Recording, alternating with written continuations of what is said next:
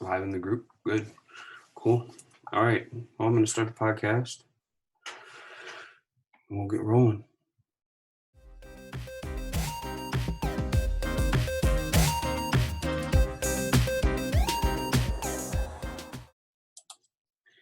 All right. So this is Blacktop Banter. And I got my main man, Brian, here.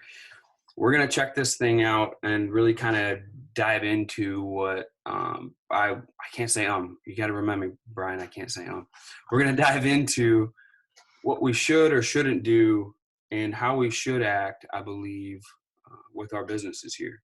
So I'm going to just let Brian introduce himself real quick, and then we're going to jump into some topics. I picked out an article today that had 21 business survival strategy kind of things, and I picked out 10 of them that kind of could apply to the asphalt industry, and that's what it is. It's 21 business survival strategies. I picked out 10. We're going to try to cover those while we're here. So, Brian, you go ahead, man. Introduce yourself. Awesome, man. Thanks for having me on, first of all, Marvin. Happy to do this, and hopefully everybody gets some value out of this. So for those of you who don't know me, Brian Hess. So I am the founder of Top Contractor School, CEO and president of the Paving Group.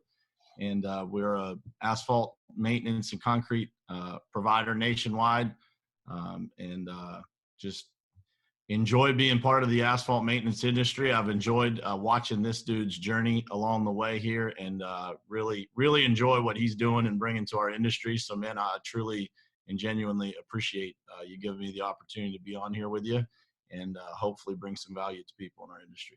Cool, man. Appreciate it. So you and I had a conversation, I don't know if it was last night or the night before or whenever, and we were kind of talking about, the way people are acting and what's been going on in the media. And, some people may believe that the media is playing this crazily and causing the hysteria. And then other people are following along. Once the president kind of spoke about it, they're like, well, maybe this is real. This is that kind of thing. But I think one thing you and I kind of talked about, and I think most people will agree about, is business as usual. And that's very important for us as companies like mine that are small companies, and companies not only that you deal with, and that take your advice and take you there as well to teach them, whether it's sales or anything like that. Larger companies, I think the full spectrum, we're going to try to hit both of those. And I think touching on some of these things right away as we get started, without talking so much about what's going on, the virus and everything else, more or less about weathering the storm. That's kind of the game plan. And this is free, obviously, to everybody that's watching. It's going to be on the podcast, and it'll just be a special thing there. There's no sponsors or none of that. It's just, I had 57 messages from small contractors saying, how do you weather this kind of storm? Because a lot of those guys know that I weathered through the recession when that went down.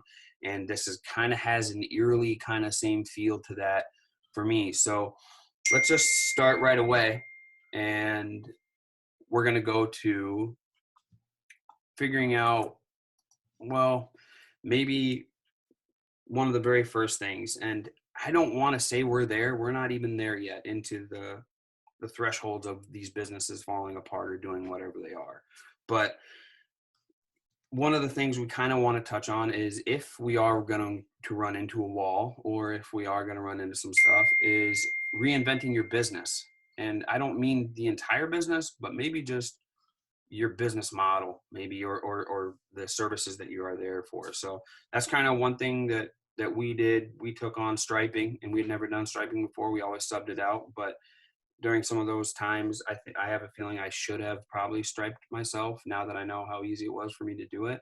And that would have created a little bit extra income and maybe kept some of us afloat or gained some ground. So reinventing your business, that was number one. So what do you got to say on that, my man? I think, the number one thing is just looking at things and taking what's there is the number one thing that I try to focus on. Right. And you touched on it there. It's like, you're already dealing with all of these customers, right? So you've got a base of customers, whether those are residential customers, commercial customers, or a mix of both. And, those customers need additional services. So if they need concrete work done at their homes, or maybe additional services, like you were saying, to start offering crack sealing in addition to seal coating, if you don't currently today, or as a large contractor, just expanding, the services that you're able to offer or that you're willing to offer. You got to, in these kind of times, thinking outside the box is really, it's a critical piece of those companies that have it a little bit easier during these times, right? Where they're willing to adapt to overcome, right? Yeah. And I think it's critical, man. I think, looking at the first thing that I try to look at in our company is, how do I take the existing customers that I have and get the most out of those? And then, where do I need to start fishing? And in these types of times, man, a lot of people are going to look at, if this lasts any length of time, which again, like you said, we don't even know what's going to happen. But if it lasts any length of time, people are going to start looking at maintenance solutions instead of maybe repaving, right? And so don't look at that as a negative. Look at that as an opportunity and create that shift. Start creating messaging and marketing in your business around that very idea of, delivering that message, giving people the idea that might be thinking right now, man, I'd like to repave my parking lot or my driveway. Give them that alternative of, hey, if this is going on, maybe the right solution for you is to seal coat, crack seal, whatever the case is. And if you don't offer that service, if you're a paving company that doesn't offer that service anymore, and maybe you used to or you never did, maybe it's time to take that on a little bit and give you that facet as far as reinventing your business. We have a company that got a hold of me, and it was one that we were going to service, and they just said, we kind of want to pump the brakes here and see what's going to happen. We know we got a contract and we do want to do it, but we need to wait right now just to kind of see, because their income is based on everything being sane and people, patronizing their business. So for us, it is having a little bit of an impact. And I think it's just something that we need to address that way. And I want to keep bumping through these, because I have a feeling with you and I in our conversations, we're going to cross some of these things as we get going. So the second one, and this is of course my favorite one, is get involved in social media more. That's one of the other strategies. Is if you haven't been in that field, or even if you minutely do it a little bit, if your competitors or people that are in your field around you aren't willing to do that, but yet you are. And I've seen some great guys online post COVID-19 specials and stuff like that, and make it so that they still want to work and they want people to know they want to work. So get involved in social media more. I have a feeling that maybe some of the companies you work with, Brian, and you consult with, don't really get into social media like some of the smaller contractors like I do, because we want to have a personal relationship with our customers a lot.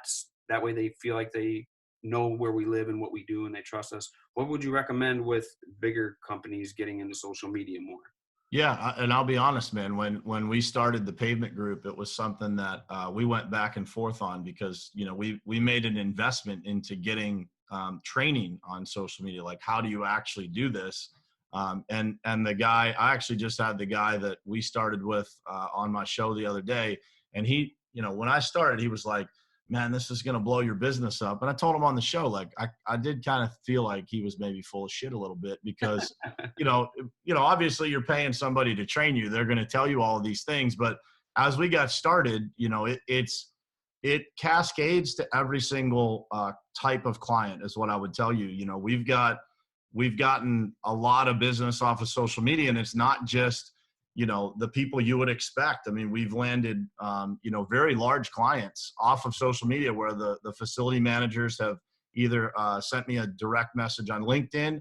I have one that sent me one on Instagram, and other people, reach out to us based on the things that we do on social media, just kind of being present. The one thing that I always train in sales is, like, people that don't know you cannot buy from you.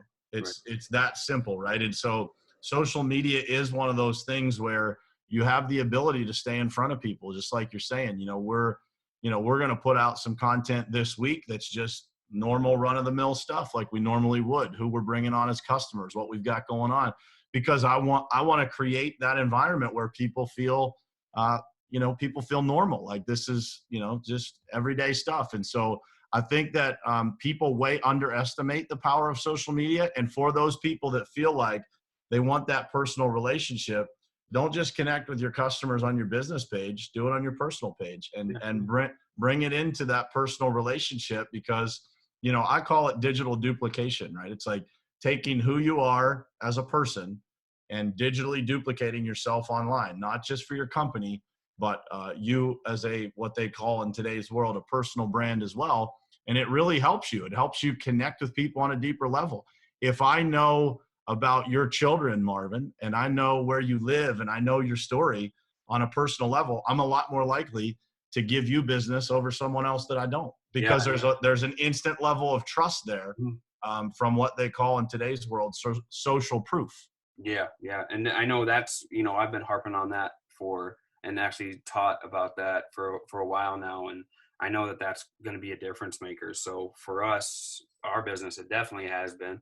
Everyone knows me, where we live and around here and what we do. So those 7 touches that we often talk about in business that you want, whether it's a billboard or an ad or whatever, you know, if you do that on social media pretty regularly, those 7 touches add up real quick and they're out of the way so that everyone knows.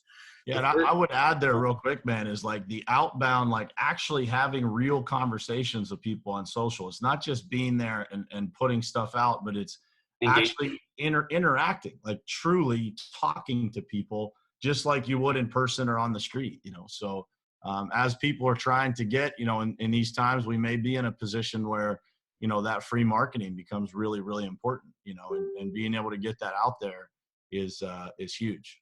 Yeah, yeah. And if you're doing it for free and someone else isn't, you're already in front of them, man. So let's go to the third one. I like this one because I did this year, just kind of gearing up for the season. But it's contact former customers. So we've had some customers that we had, and either they moved away or moved out of our realm, or we kind of retracted from that service area as we got more dense. And I think contacting former customers is a great tact in order to kind of weather the storm as your business deals with whatever is going on here. So maybe you'll get a lead from it, maybe you won't. Maybe they'll say, we were wondering why you never called us back, or we lost your contact info or whatever, and maybe that creates more jobs for us to help weather the storm. And for us, small scale, that's easy. That's like a welcome, you know, piece of manna from heaven when all of a sudden former customer wants you to come back and do something for them. So what would you recommend, I guess, Brian, for larger companies, you know, paving companies? I say smaller for myself. We're in the hundreds of $1,000s range. I'm talking companies that are a million, better, more, you know, larger. What would they do as far as former customers goes? That kind of same route, you think? Yeah, I think it's literally a lot of this stuff, man, is very, very similar.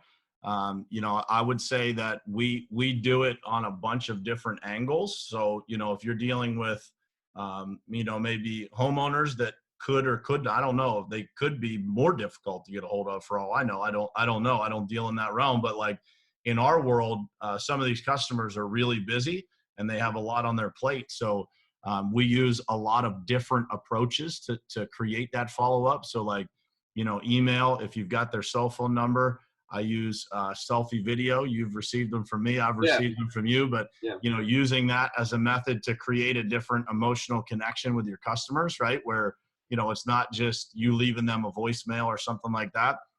We write cards to people like, hey, you know, it's been a while, just wanted to reach out to you. I've got a stack of them right in my desk here, and I write them every single week on Saturday mornings to, you know, customers who have bought from us. Maybe in this case, it would be customers that haven't bought from you for a while, but just, you know, just reconnecting. And I think that is one of the most powerful things I've learned over the years is having scheduled reconnection. And what you're saying is maybe we're going to places where we haven't been for a reason, but in these times, we might want to reignite that flame a little bit.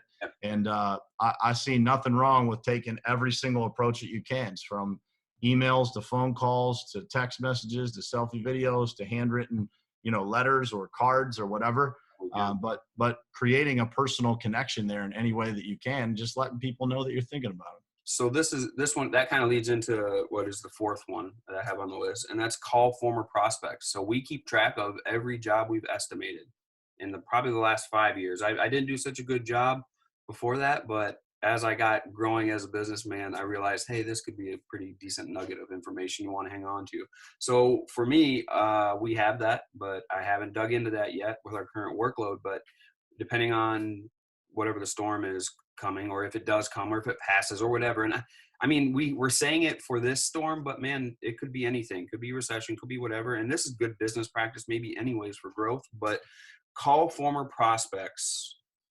That's that's the fourth one. So we have ones that we estimated before. I'm going to go back through those if we're slim on work and call them back up and say, how could we have done it different? What was the problem? Maybe it was that I bid too high and they didn't get it done.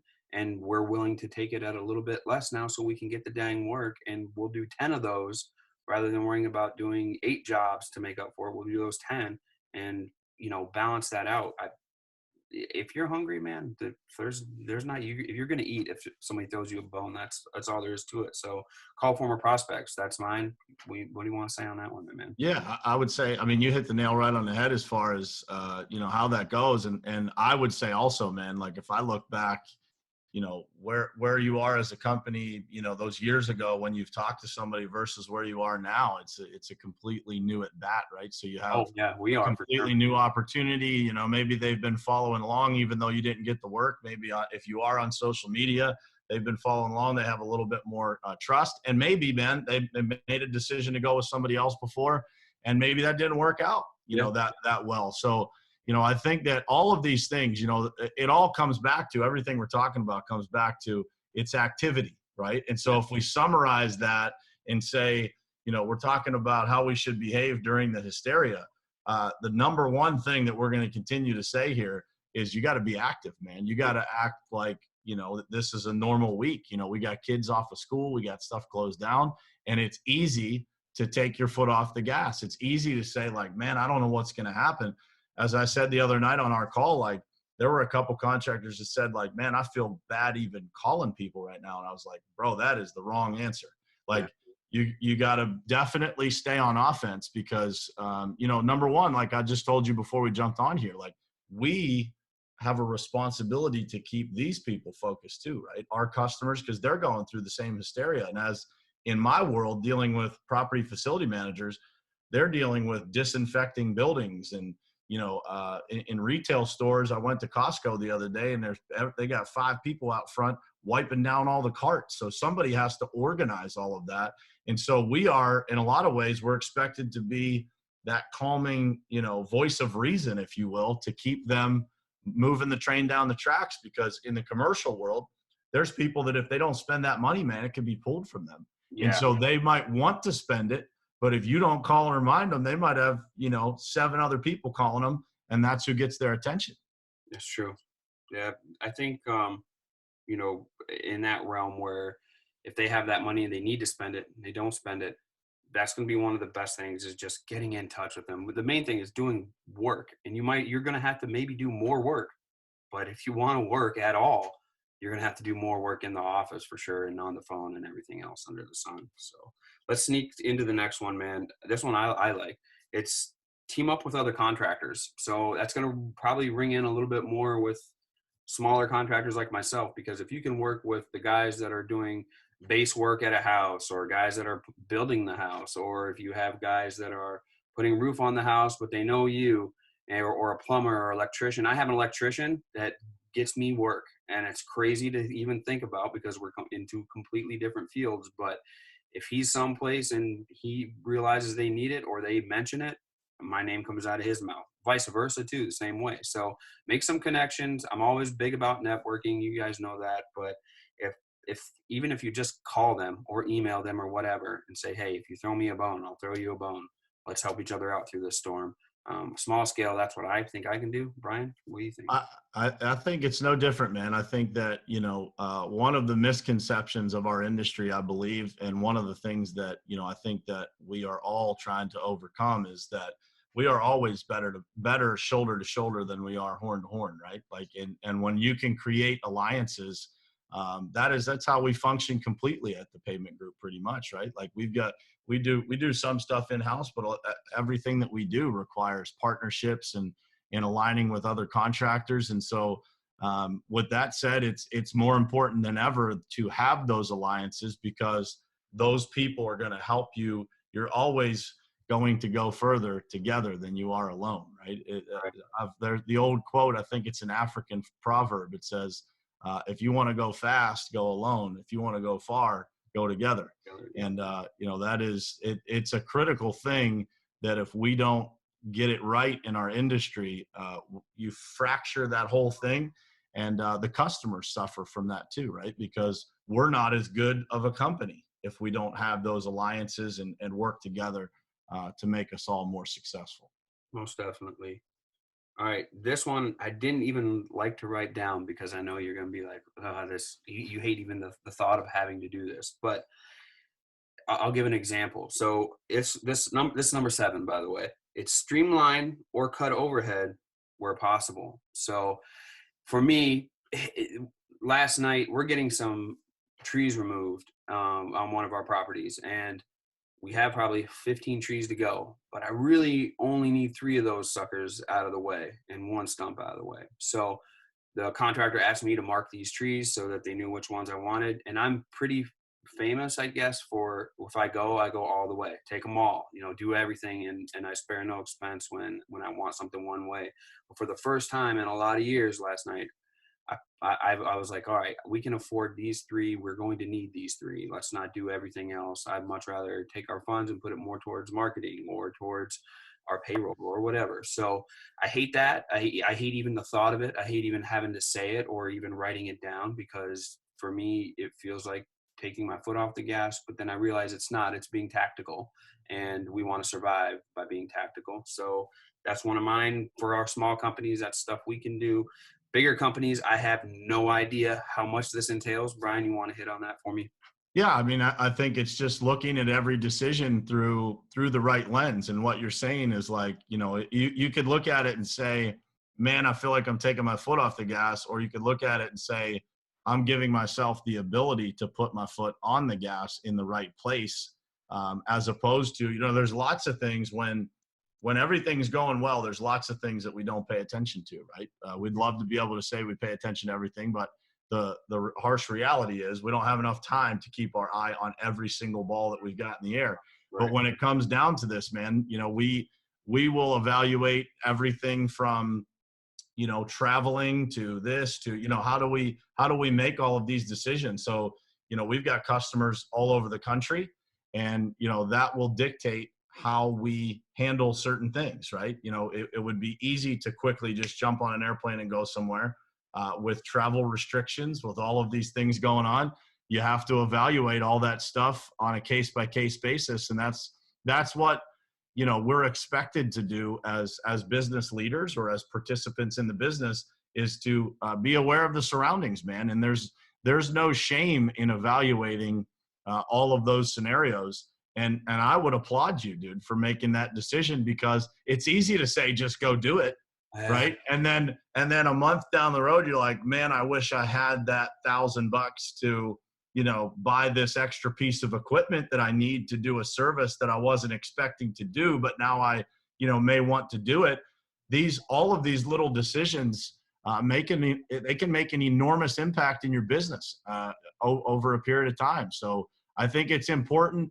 Again, you don't pull the emergency brake on things in your business. Right. It's not about just, stopping everything and freezing from fear, but it's about just, consciously evaluating all those things item by item and saying, do I really need this, or can I postpone it? Can we wait until we figure out what's going on here? Yeah, I think it's similar to making substitutions, man, in a football game or any sports game, dude. Like, you might be out by a lot of points early on, but if you want to make it all the way to the end, we're going to have to make some substitutions. And I think that's kind of your priorities with your spending. Maybe might have to be that thing, which leads me into the next one, man. They're going good. They're segueing. Everything's segueing good here. So number 8, develop more cost-friendly marketing. And I know we kind of hit on social media. I have a feeling that's kind of the same thing as we're looking here. I'm a huge fan of Facebook ads. To me, there is no value better for your dollar than properly targeted Facebook ads. That's what we use. We don't even have to use very many now because of the organic reach of Wiscoat through social media. But if you're spending, I got a price for billboards the other day. Somebody called me randomly. 6 months of a billboard where we're at locally is $2,200. Dude, what I could do with $2,200 on Facebook ads, you don't even want to know. It'd be, people would be so pissed about all the West Coast stuff that would be in their face probably. So I think that's a good thing is develop more cost friendly marketing for us small contractors. Maybe ease up on the half a page ad in your local newspaper if you're still advertising that way. Slip to a quarter. Get some high school kid to figure out how to make you a Facebook ad if you haven't yet, and get that touch in another way for some of these smaller contractors. For larger contractors, I know they have some big marketing budgets. So Brian, you want to touch on that one?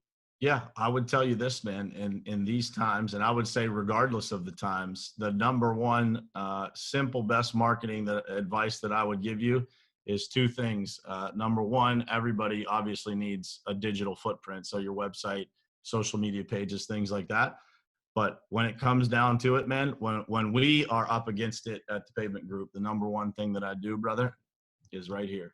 This is the best marketing that you can have. And it is pick up the telephone.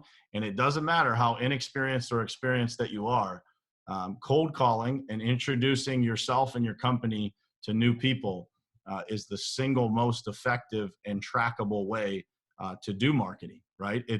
If you are outbound marketing, people think that when you're cold calling that you are supposed to be closing deals.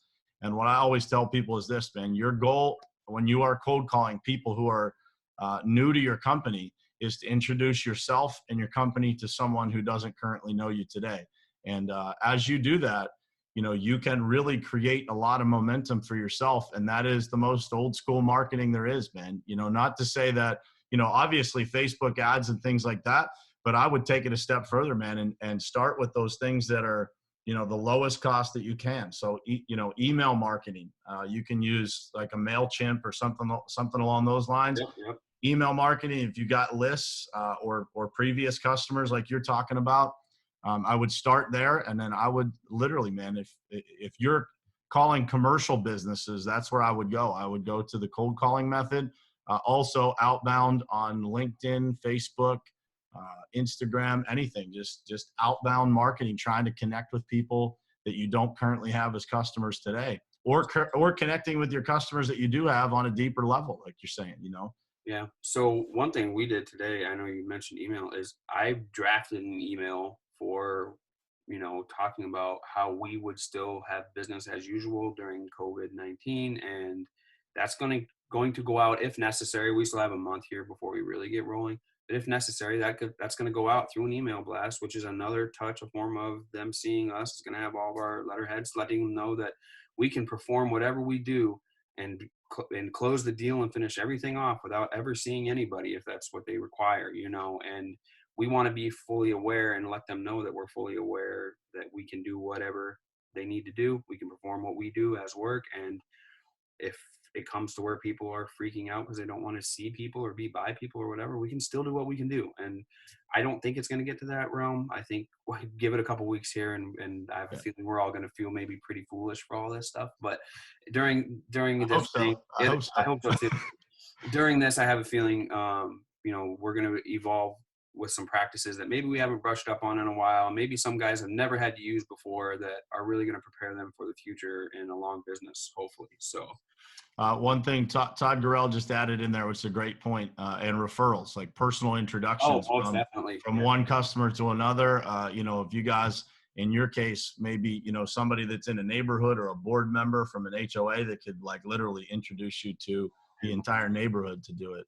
Those are great guerrilla marketing ways to go about it. So the number 9 that I had was similar to what we've been talking about. Eliminate advertising that isn't working. So that goes along with streamlining, using friendly marketing, cost-friendly marketing that isn't going to cost us anything. I used to do radio ads, man, and radio died, and hence is why we have the podcast, maybe. But when we have one radio station around here that I do advertise on, and it works out great for us because my customers listen to it and it works out great. But I think eliminating advertising that isn't working, especially for us smaller contractors, some of that stuff, you're putting all your money into that magazine ad, or whether it is a billboard ad or wherever. I think eliminating that and opening your eyes to look at other stuff maybe might be a smart move. I don't know if you want to add anything to that, but that's my, I would just add the first place that I would look to eliminate are the ones that you can't prove. yeah, something you Like can it's very difficult to prove, newspaper ads, or, in your, like, I don't know if you had a special number set up for radio ads, maybe it's trackable, but a lot of that stuff, like you're saying, Facebook ads versus a billboard, like you're going to know how many people saw your Facebook ad and right. how many conversions or links you got from it, versus those other things. That would be the first place I would look, is to go to the things that I can prove if they're working or not. Right. Because if they're working, even in the downtimes, you want to keep feeding money into them. But if they're not working, or you don't know if they're working, then that's a whole different story. Most definitely. So let's round it all together, man. And you kind of hinted to it early on, which is why I had to make sure you didn't keep talking, because you're going to ruin the spoiler, bro. So number 10 is prioritize and act. So you said you got to keep taking action. And I kind of really hint towards prioritize for us smaller contractors, guys. And not even just contractors in our realm. This could be contractors wherever, businesses wherever. Make sure you just prioritize what you do, what your goals are. Make sure they fit in even during this time of uncertainty, I guess we could say. Is just make sure your priorities are right. Make sure you do your bread and butter stuff that has kept you afloat and kept you moving and kept you going, and then act. Like Brian said, you got to take action, man. That's our big thing here. I couldn't imagine myself freezing up. Not this time of year, not spring, not when we're all ready to go. And I can't imagine it changing the way that I run my business or how hard I want to kill it this year by this kind of stuff. So prioritize and act. That's number 10, Brian. Yeah, and I would say, no matter what size company you are, as a leader or as a person within your business, remember that there's a lot of people that have different emotions and feelings attached to these types of events. And what I always say is, like, we don't realize that sometimes these people who are around us in our businesses, our employees, maybe even our customers, we might be the only person that day that has a positive interaction with that person. And so people are really looking to you as a leader or as a coworker. They're looking to you, and they're gonna be impacted by that emotion that you have. And so, maintaining that discipline of your morning routine into your day, everything that you're doing, it should not change because of what's going on out there in the world. And if you don't track your activity today, or you haven't had to because times were good, the most important thing that I always go back to when times get tough, whether it's, maybe we're having a bad month in sales, maybe we're, just kind of not feeling it, we don't have that normal rhythm that we have, is I go back to what I know, which is, if I make 75 outbound contacts per day, I'm going to generate enough activity through those contacts for that to end up in a good spot for us to have enough opportunity that turns into proposals that turn into jobs. And it all starts with just that simple discipline. And so it's activity and action that's going to keep everybody calm too, right? Like if you sit around and think about everything that's going on in the world, your mind's going to go to all kinds of places. Oh yeah, yeah. But if you keep yourself busy and disciplined, I always say white space on your calendar, man, is the devil's time. Yes. Like, it will get in your brain, man, and you will think the craziest shit that has nothing to do with anything, because you're giving yourself too much time. Yeah. And, at the end of it, man, it's like, it is our responsibility to all of the people that are on our teams and their families, and our customers and their families, to keep it as normal as possible. And so that starts and ends with activity, in my opinion. I think so too. I think, if by chances you do get jobs that are suspended, or you do get estimates that are suspended or whatever, that white space is going to be filled with you doing one of these 10 things, if not all these 10 things. So it's not like you're not going to be working as much. You're just going to be working a hell of a lot more, maybe on the front end, versus doing the labor, getting the guys out there doing all that. But you have to fill that space with time. So prioritize and act. That's it, man. That's the 10. So now we're going to have to get out there and do it. I hope it was informative to everybody. Brian, thank you so much for joining me for this. I'm glad we could get some Pleasure, man. insight. Two different things. If people want to check out or mess around and message you and add more calls and more tediousness to you, which I know you never care. You always give out your All number. good, man. Yeah. Always. So, yeah, I'm sure they can find you. Click, message Brian, whatever you got to do, right? Yeah, for sure, man. Yep. Instagram is Real Brian Hess, REAL Brian with an I. And then, you can contact us at the Pavement Group or Top Contractor School, and everybody, not just me, but our whole team and everybody that we associate with, we're all happy to help. And, I think the biggest thing during these times is to make sure that nobody out there feels alone. When you're going through this stuff as a business owner, it can have its days, right? Our business has its days in normal times. And so, I think it's important for everybody out there to know that it's not, you're not alone, whether you call Marvin or reach out to me or you reach out to somebody else that's on this stream, whatever it is. Don't just stand there wondering what to do. There are people out there that are happy to help. And I think that's going to be a critical piece of everybody getting through whatever it is, whether it's the next week or the next month or whatever it may be. Yeah, I agree with that. And if anyone out there wants that email I put together and you want to swap your name with my name, that's very well. You go ahead and get a hold of me, man. So, all right, that's it. Thanks a lot, Brian. Appreciate it, brother. Until next time. All right. Thanks, Peace out, man. everybody. We'll see you guys.